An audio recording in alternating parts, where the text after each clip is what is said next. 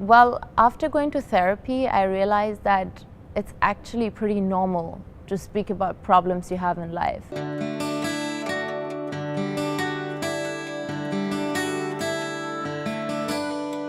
I was born in Iran, and when I moved to Germany I was around 8 years old, and at that time I couldn't speak any German, and I went directly into school with all these German people around me, and I couldn't say a word. I didn't understand the culture, I didn't understand the people, and one day when I was walking on the road, I think it was after school, when there was a bunch of girls, the cool girls of the school, who came up to me and started bullying me, and I was like, okay, it's just like another day, and I just kept walking and they kept walking with me, and they basically just started pushing me and pushing me around, hitting me around, and I was alone, I couldn't do much, and they saw that, and then I was basically completely beaten up by these girls.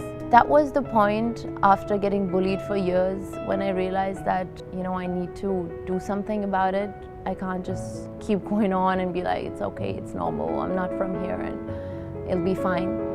And it was also at the same time the time when my parents were getting divorced. So I thought this is the time to go to a therapist now, because it was very hard for me to speak to my parents about that. I'm a person, I never really speak about what's going on in me. And I think that's not a good thing, because if you don't speak about what's happening, people aren't able to help you. Well, after going to therapy, I realized that it's actually pretty normal to speak about problems you have in life. And when I learned that, I started sharing with my mom as well, and I started sharing with my dad as well. They got pretty upset that I didn't do that earlier when things were actually happening to me.